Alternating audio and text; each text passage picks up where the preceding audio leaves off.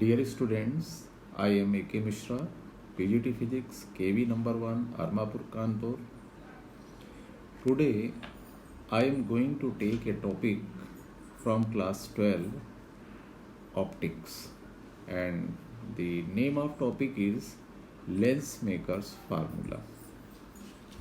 So, let us start with the topic, that is lens maker's formula. First of all, a question arises, why so it is called lens maker's formula? It is so called because it is used by lens manufacturers to make lens of particular power from the glass of given refractive index. तो आपको ये बात clear हो गई होगी कि lens makers formula नाम इस वजह से पड़ा कि जो भी मैन्युफैक्चरर्स होते हैं वो एक पर्टिकुलर रिफ्रैक्टिव इंडेक्स का यूज़ करके और desired focal length, desired power का लेंस बना सकते हैं. So now the lens maker's formula for the convex lens. So here we see a convex lens, that is xp1y and xp2y. आप देख पा रहे हैं कॉन्वेक्स लेंस है जिसके दो सरफेस हैं, one is xp1, one is x p1 y, x p1 y, and another x p2 y. These are two refracting surfaces in front of refracting surface one, that is that is xp1y. An object is placed and the object is here, this O object.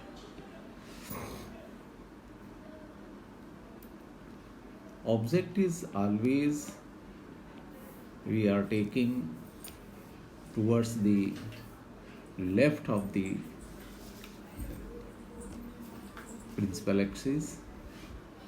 A ray is coming from object and it falls on the refracting surface xp1y at a point A.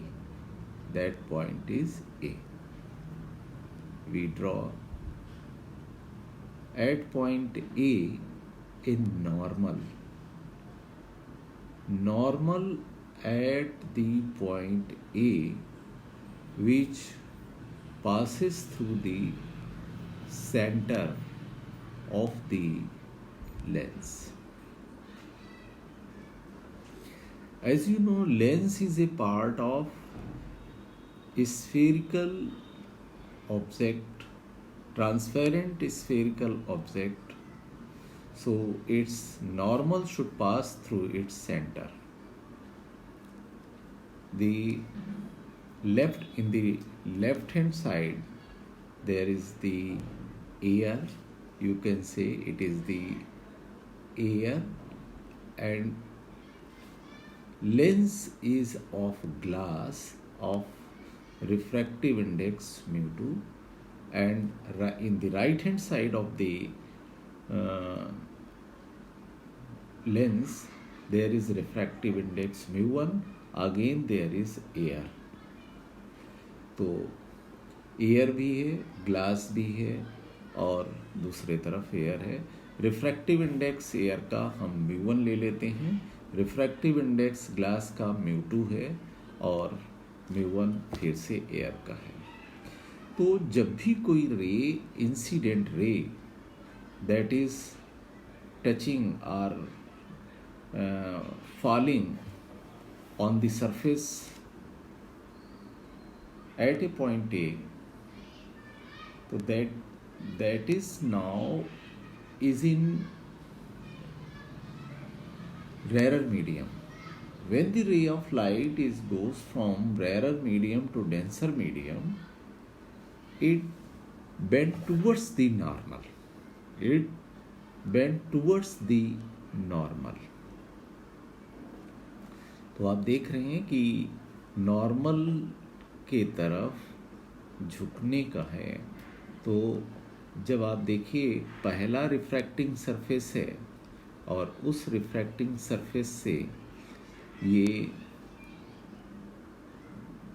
Divert हो रही है towards the normal, it bend towards the normal.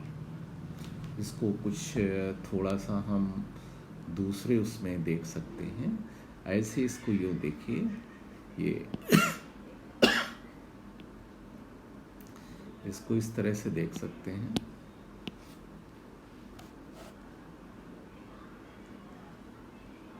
ये एक surface है और इस surface के ऊपर ये अगर आपका ऑब्जेक्ट है और आने वाली रे इस जगह पर पहुंच रही है, तो ये डेंसर मीडियम आपको मिल गया है। अब इस जगह पर एक आपको नॉर्मल ले लेनी है। ये नॉर्मल आई, आप सभी जानते हैं, it will bend towards the normal. ये नॉर्मल की तरफ, अदरवाइज क्या जाना चाहिए था, ऐसे चलते चले जाना चाहिए था, नहीं जाएगी। It will bend towards the normal, ऐसे। लेकिन जैसे ही ये इस जगह पर पहुंचेगी, आप देख रहे हैं ऐसे ऐसे ऐसे ऐसे लेंस कंप्लीट हो रहा है। और लेंस के दूसरे सरफेस का नाम आप देख पा रहे हैं, here it is x, P2 and Y। जैसे इस सरफेस पर पड़ेगी, इस जगह पर फिर आप एक नॉर्मल लेंगे और ये नॉर्मल जहाँ से भी जा रहा है, it will bend away from the normal. तो जाना क्या चाहिए था, इस जगह जाना चाहिए था। और ये इसकी क्या कह लें कि फर्स्ट इमेज को बताता है। लेकिन अब यहाँ से भी ये नॉर्मल से दूर हट जाएगी। इसका हम देख रहे हैं, ये ग्रीन कलर से ये आ रही है, ये नॉर्मल से दूर हट जाएगी और इस जगह पर ये I1 इसकी फाइनल इमेज बन जाएगी। तो एक बार फिर से मेरे साथ में आप देखिए कि ray of light coming from the object is at O, it falls at a point A, and if we draw a normal on the surface x P1y, the normal is N1C1. Ray will bend towards the normal। तो आप देख पा रहे हैं कि ये ए से लेकर बी तक जो आपकी ये जा रही है, नॉर्मल की तरफ झुक गई है। अदरवाइज जाती कहाँ से, अदरवाइज ये आप देख पा रहे हैं, ये ऐसे निकलते हुए चली जानी चाहिए थी, लेकिन ऐसे नहीं जा रही है। ये क्या हो रहा है, ये बेंडिंग इसकी शुरू हो गई, ये इधर की तरफ, नीचे की तरफ मुड़ गई है। और आने के बाद में अब बी पॉइंट पर जैसे ये पड़ेगी जाके, बी पॉइंट पर फिर से हम एक नॉर्मल ड्रॉ कर लेंगे। पहले हमने ए पे नॉर्मल ड्रॉ किया था, ए पे नॉर्मल हमारा था N1C1। हम अपने इस डायग्राम को अच्छे से समझ लें। अगर हमने डायग्राम को समझ लिया, then there should be no problem. तो पहला वाला रिफ्रैक्टिंग सरफेस, फिर इसके बाद में दूसरा वाला रिफ्रैक्टिंग सरफेस। अब देखिए यहाँ से ये जो ए से बेंड हो गई थी, होने के बाद में ये कहाँ पे पहुँची जा करके I1 पर। I1 पर इसकी ये इंटरमीडिएट इमेज है। आपको पता है कि जैसे ये लेंस पर जो इसका बाहरी सतह है XP2Y, उस पर जैसे ही ये पड़ेगी फिर से यहाँ पर क्या होगा, डेंसर मीडियम से ये रेयर मीडियम में जाएगी और डेंसर से रेयर में जाएगी, it will bend away from the normal, तो ये B से I पर पहुंच रही है। अब देखिए यहाँ तक आपको कोई भी प्रॉब्लम अगर है तो आप बता सकते हैं, अदरवाइज आपको प्रॉब्लम होनी नहीं चाहिए। There are two images, one is the I1 at I1, that is intermediate image, and another is I2, not I2, here it is I, and I is the final image। बहुत सारे हम यहाँ पर point ले रहे हैं। A से एक नॉर्मल ले रहे हैं, दैट इज AM1, B से ले रहे हैं BM2।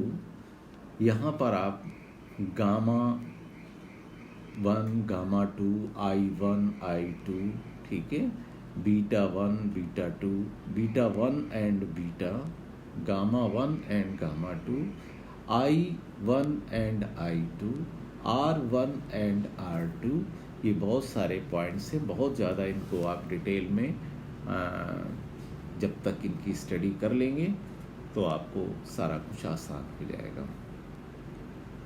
अब देखते हैं कुछ इसमें ज्योमेट्री को देखते हैं कि आप देख रहे हैं कि इस जगह पर ये रिफ्रैक्टिव इंडेक्स μ1 है और ये ग्लास का रिफ्रैक्टिव इंडेक्स μ2 है, और ये फिर एयर है, ये एयर है, फिर ये ग्लास है, और फिर ये आपका एयर। तो देखिए यहाँ पर कंप्लीट रिफ्रैक्शन हुआ, और इस रिफ्रैक्टिंग सरफेस से अब हम जो फर्स्ट रिफ्रैक्टिंग सरफेस है, उस फर्स्ट रिफ्रैक्टिंग सरफेस पर हम स्नेल्स लॉ को लगा लेते हैं। Now Snell's law, Snell's law,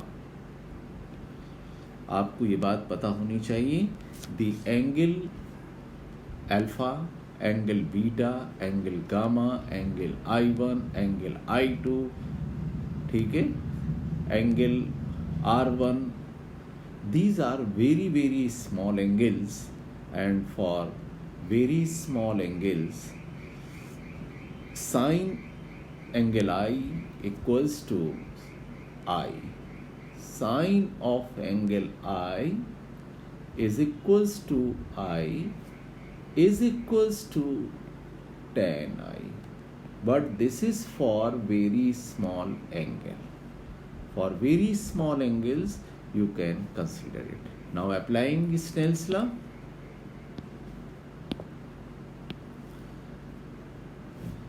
that is ratio of refractive index μ2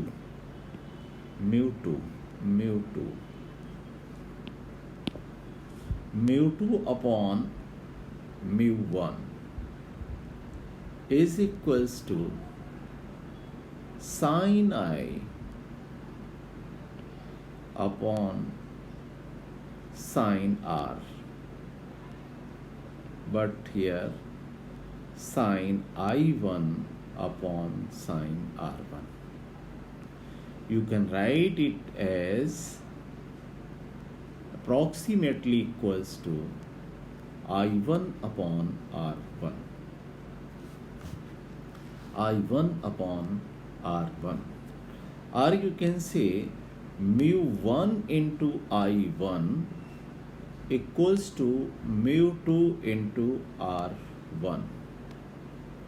तो देखिए जो ये परपेंडिकुलर आपने ड्रा किया है AM1, तो ये आपका एक ट्रायंगल बन रहा है, और उस ट्रायंगल में आप इसको इस फॉर्म में भी लिख सकते हैं। यहाँ पे फिर आप वही डायग्राम देख पा रहे हैं। तो इस डायग्राम में आप देखिए आपके पास में ये वैल्यू है μ1 into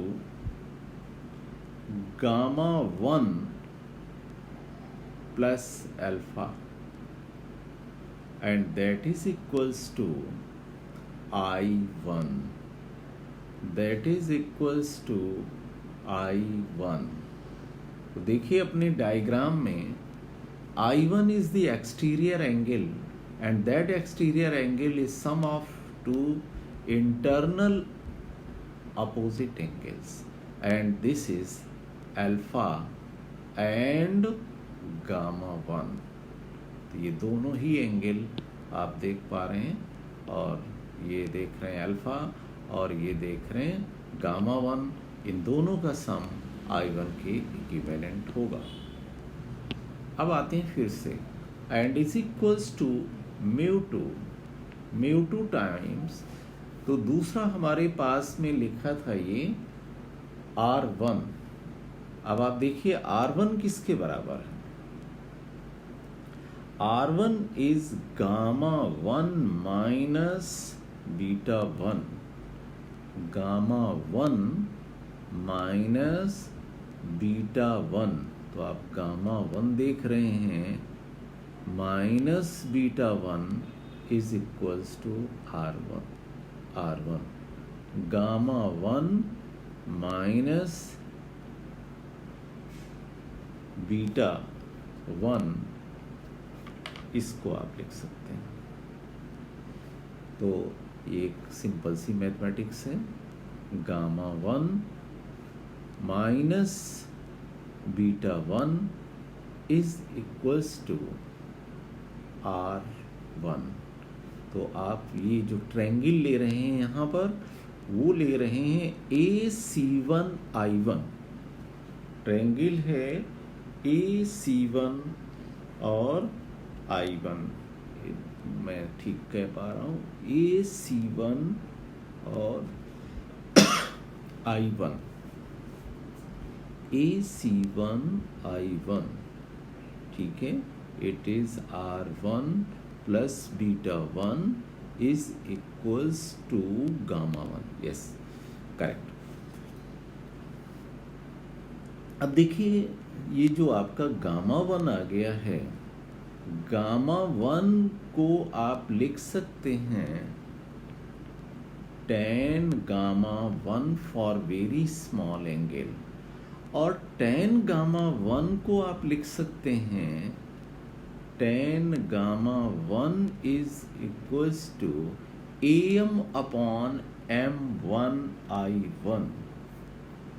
AM अपॉन M1I1. तो जैसा आपको ये लिखा जा रहा है, AM अपॉन M1I1. ऐसे ही आप इसकी वैल्यू भी लिख सकते हैं, ठीक है. ऐसे ही आप फिर से आपका गामा 1 और फिर से आपका ये बीटा 1, ये सारी चीज़ें आपके पास में आ रही हैं. तो आप लिख सकते हैं μ1 is equals to AM1 upon AM1 and upon M1C1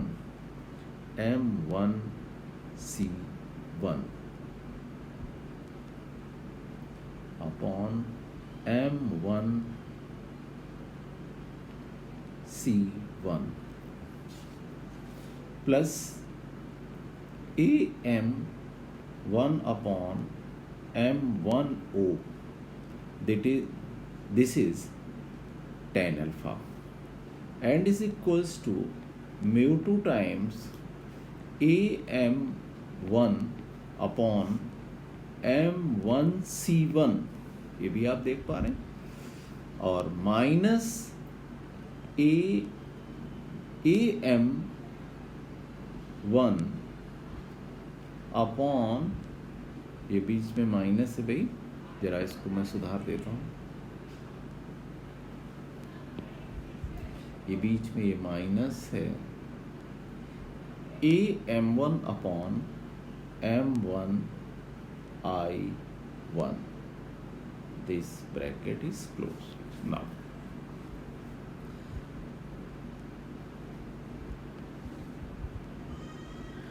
अब देखिए यहाँ पर इसी को हम यूँ भी लिख सकते हैं। देखिए AM1 AM1 AM1 ये देख रहे हैं सब तरफ आ रहा है, और इसको हम क्या कर सकते हैं, ये और ये कैंसिल कर देंगे। तो अब रह क्या जाएगा हमारे पास में, it is μ1 times 1 upon M1C1 plus 1 upon M1O object के लिए है, और equals to μ2 times 1 upon M1C1 minus 1 upon M1I1। देखिए कुछ चीज़ें यहाँ पर हम लेने जा रहे हैं, और उसको इस तरह से भी लिख सकते हैं। M1C1 कहाँ पे है भाई, M1C1 ये डिस्टेंस है M1C1, इसको हम लगभग कह सकते हैं CC1 के इक्विवेलेंट हम इसको ले सकते हैं। तो इसी चीज को हम अगले स्टेप में लिख सकते हैं, μ1 times 1 upon CC1 plus 1 upon CO equals to μ2 times 1 upon CC1 minus 1 upon CI1, और इसको करेक्ट कर लें। इट इज μ1 अपॉन CO, μ1 है ये, μ1 अपॉन CO प्लस इधर से हम μ2 का मल्टीप्लिकेशन करने के बाद में प्लस में ला रहे हैं, तो μ2 upon CI1 is equals to μ2 minus μ1 and that divided by CC1। ये एक आपके पास में किस सरफेस के लिए आ गया, ये आपका पहला सरफेस था।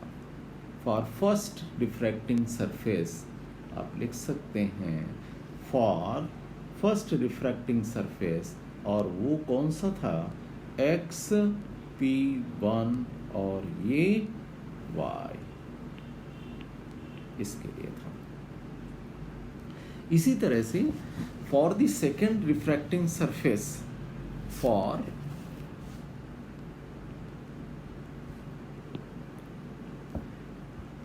सेकेंड रिफ्रैक्टिंग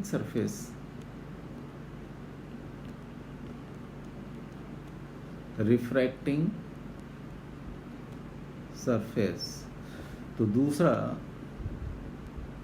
रिफ्रैक्टिंग सरफेस है कौन सा, मैं पहले यहाँ पर एक आपका डायग्राम लेके आता हूँ।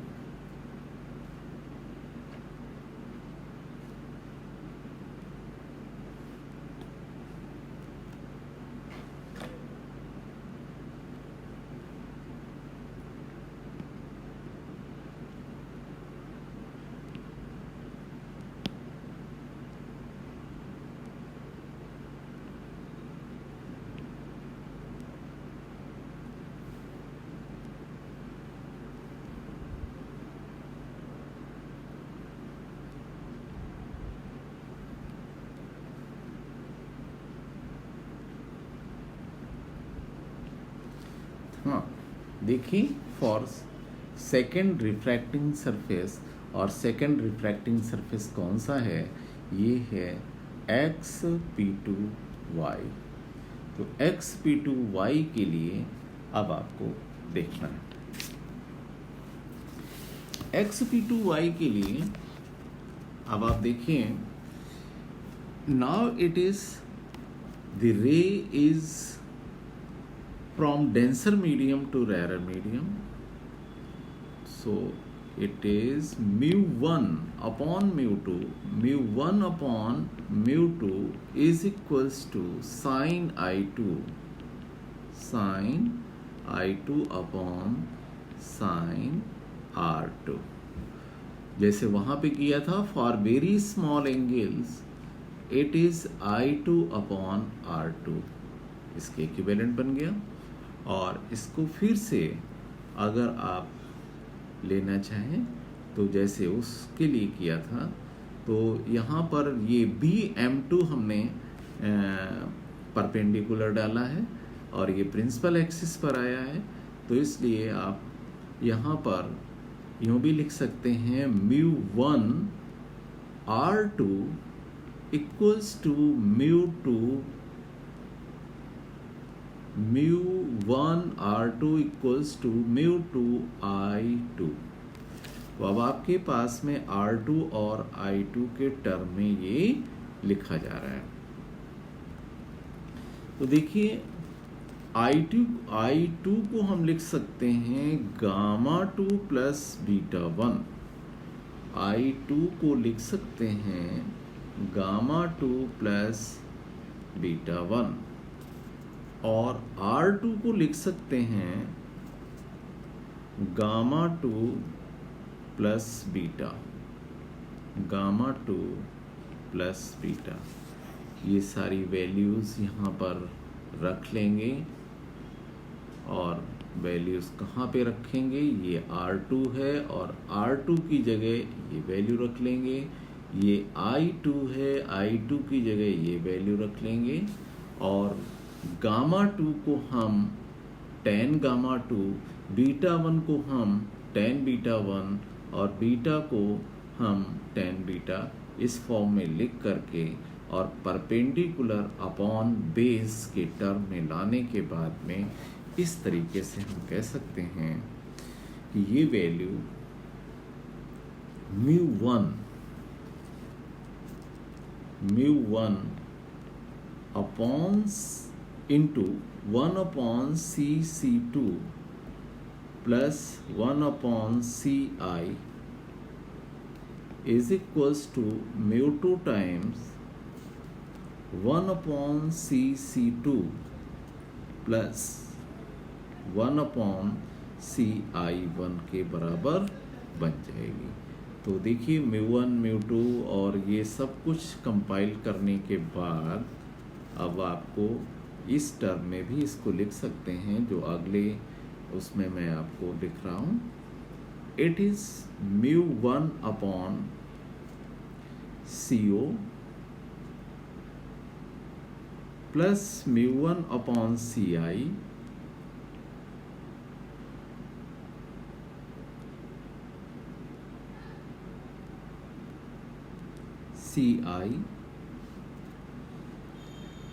ये देखिए ये दोनों इक्वेशंस को ये थोड़ा सा इस जगह बात समझनी है। एक आपके पास में ये इक्वेशन आ गया और दूसरा इक्वेशन आप इधर ये निकाल चुके हैं, दो इक्वेशन आपके पास में आ गए और इन दोनों ही इक्वेशंस को अगर आप ऐड कर दें तो आपको ये मिल जाएगा mu1 upon CO plus mu1 upon CI is equals to mu2 minus mu1 times 1 upon CC1 plus 1 upon CC2 ये बन जाएगा। देखिए यहाँ पर CO क्या है, CO क्या है, देखिए C और O ये देख रहे हैं आपकी ये डिस्टेंस है ऑब्जेक्ट की from the centre and it is moving left taken as negative denoted by U। तो आप देख पा रहे हैं CO को हम कह सकते हैं, CO को हम कह सकते हैं माइनस U है ये माइनस U और CI जो फाइनल इमेज बनी थी इसको कह सकते हैं प्लस का v। ये हमारे राइट हैंड साइड में मिल रही थी। देखिए CC1 is equals to R1। ये रेडियस आपको रेडियस ऑफ कर्वेचर कहलाती है, और ये रेडियस ऑफ कर्वेचर आप देख रहे हैं कि ये पहला जो सरफेस है, ये पहला सरफेस था, और इसकी रेडियस के लिए हम इधर की तरफ जाएंगे, तो ये हमारे पास में पॉजिटिव डायरेक्शन मिल गया, इसलिए ये पॉजिटिव है। और देखिए CC2 ये हमारा दूसरा सरफेस था, ये सेकेंड रिफ्रैक्टिंग सरफेस, इसके लिए हम इधर की तरफ जाएंगे, इसलिए ये R2 है, और ये वैल्यू हम -R2 लिख लेंगे। तो देखिए इन सब को शामिल करने के बाद में you will get μ1 upon -u plus μ1 upon v is equals to μ2 minus μ1 1 upon R1 और -1 अपॉन R2। देखिए आपको कोई भी इस जगह पर प्रॉब्लम नहीं आनी चाहिए। ये आप एक इक्वेशन फाइंड कर लिए। देखिए इसको और अच्छे तरीके से हम अगले उसमें और देख लेते हैं। देखिए जो μ1 था उसको राइट हैंड में ले गए, तो इधर की तरफ हमारा क्या रह गया, 1 अपॉन u माइनस का है plus 1 upon v is equals to μ2 upon μ1 और फिर μ1 अपॉन μ1 दैट इज 1, और इसके साथ ही 1 upon R1 minus 1 upon R2 ये लिख लिया। अब देखिए इसको और थोड़ा सा सुधार करके लिख लेते हैं। It is 1 upon -u plus 1 upon v is equals to μ2 upon μ1 is the refractive index, μ minus 1 upon R1 minus 1 upon R2। देखिए एक चीज हम जानते हैं कि अगर हमारा ऑब्जेक्ट इन्फिनिटी पर हो, object is at infinity, the image is formed at focus. ठीक है, तो एक कंडीशन है, if you object is at infinity, rays are coming from the infinity, then v is equals to f।